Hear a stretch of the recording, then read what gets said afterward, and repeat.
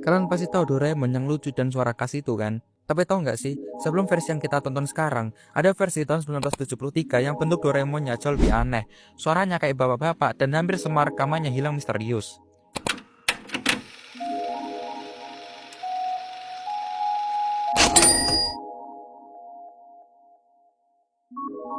Jadi gini, jauh sebelum versi tahun 1979 yang populer di Indonesia, sebenarnya ada anime Doraemon pertama yang diproduksi oleh Nippon TV Video pada April hingga September 1973 di Jepang. Di versi ini, penampilan Doraemon itu beda banget. Badannya lebih bulat dan suaranya diisi oleh pengisi suara pria yang bikin karakternya terasa lebih galak.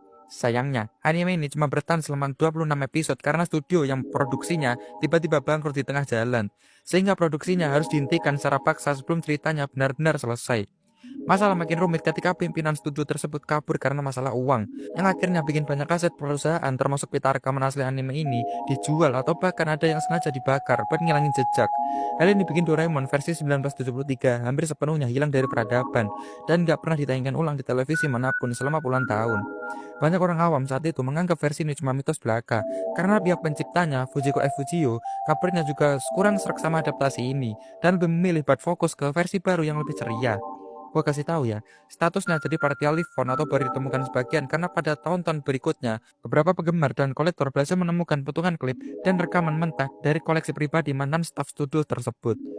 Meskipun begitu, audio asli untuk beberapa episode tetap hilang total dan nggak bisa ditemukan lagi, sehingga kita cuma bisa melihat cuplikan bisu tanpa tahu apa yang sebenarnya dibicarakan oleh para karakter. Pencarian besar-besaran terus dilakukan di berbagai gudang arsip Jepang, tapi sampai sekarang versi lengkap dengan kualitas jernih tetap jadi harta karun yang terkunci rapat. Nah, keberadaan versi 1973 ini penting banget, karena ini adalah bukti sejarah gimana perjuangan Doraemon bisa jadi ikon dunia seperti sekarang. Walaupun awalnya gagal dan sempat jadi loss media yang mengerikan, kegagalan inilah yang bikin tim produksi selanjutnya belajar dan bikin desain Doraemon yang lebih ikonik dan ramah anak. Jadi kalau bukan karena versi yang hilang ini, mungkin kita nggak akan pernah kenal sosok Doraemon biru yang sering bantuin Nobita lewat kantong ajaibnya. Nah, menurut kalian, mendingan versi 1973 ini ditemuin semua episodenya atau biar jadi misteri aja? Komen di bawah. Kalau yang fit, kalau lagi bincang bahas sosial media, jangan lupa lakon gue biar nanti kalian video bahas sosial media selanjutnya. Dan jangan lupa subscribe ke gue karena gue bakal live streaming dan up video panjang di sana.